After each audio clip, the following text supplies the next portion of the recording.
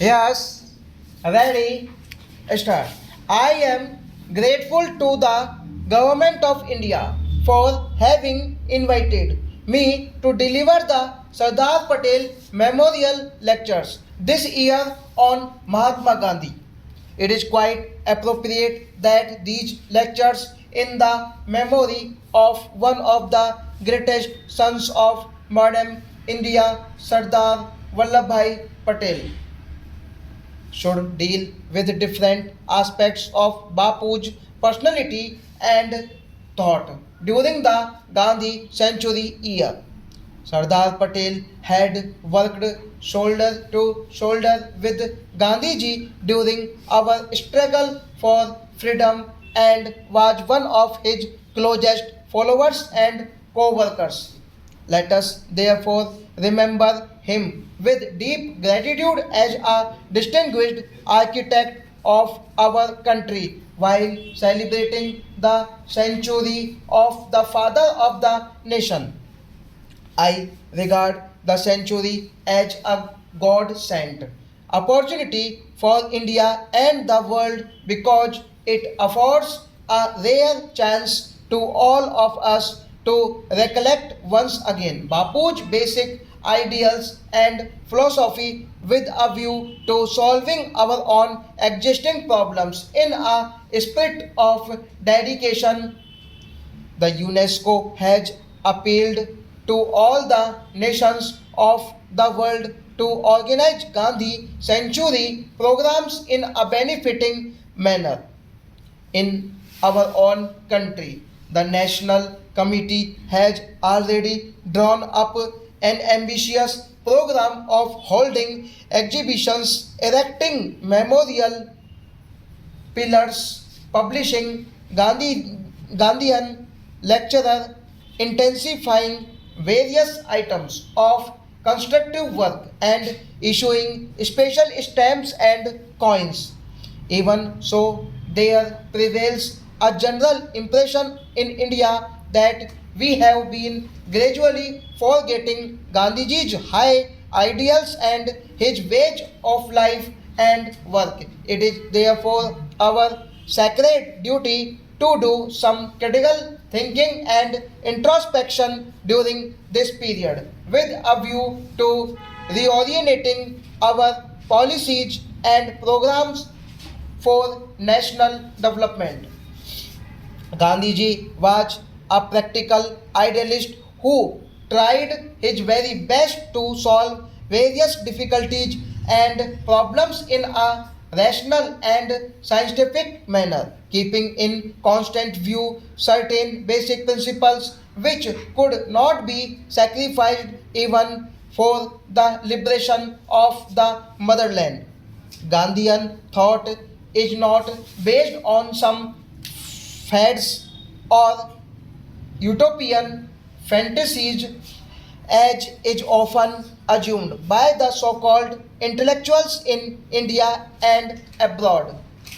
The ideas of the Mahatma, though resting on the foundations of certain eternal truths, are eminently practical and realistic.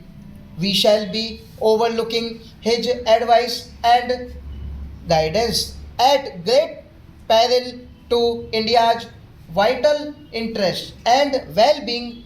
During the last 2 decades, our country has doubtless achieved notable results in various sectors of national development, and in it would be improper to underestimate, much less denounce our own achievements.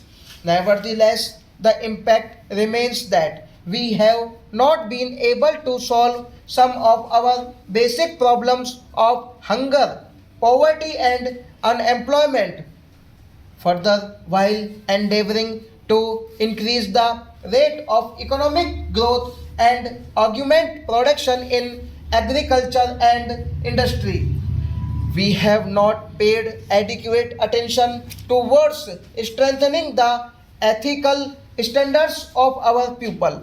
Gandhi always stressed the great need for raising the moral stature of human beings while attempting to raise their standards of material living. He repeatedly reminded us that a nation did not become great merely by erecting huge buildings, establishing giant factories, and multiplying wealth for economic prosperity. While all these are important for upgrading the living standards of the people, a country become really great and worthy of respect only if her citizens practice the sterling qualities of the head and the heart which inspire them to sacrifice gladly their individual good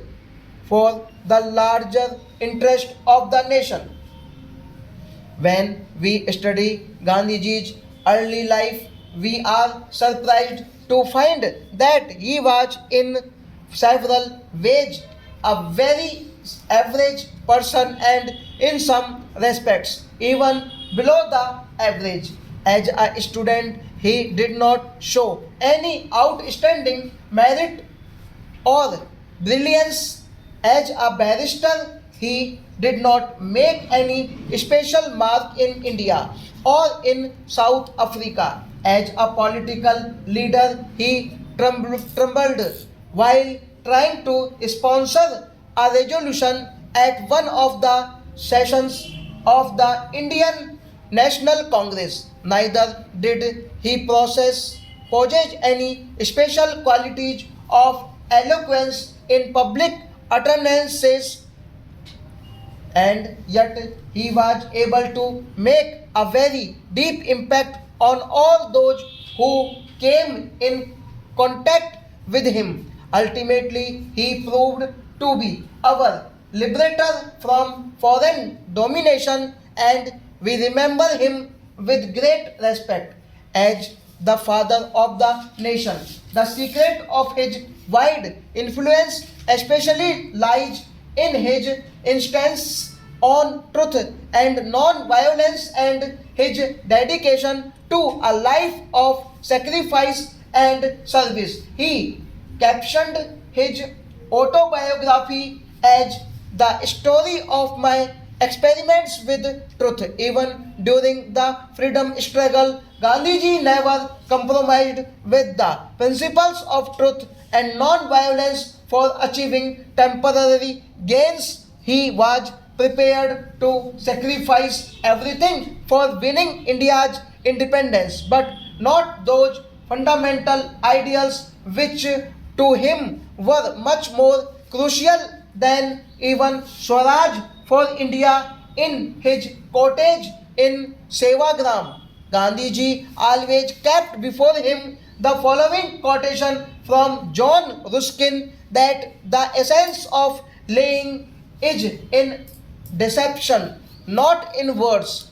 A lie may be told by silence, by example, by the accent on a syllable, by a glance of the eye attaching a peculiar significance to a sentence, and all those kinds of lies are worse and baser by many degrees than a lie plainly worded. Stop.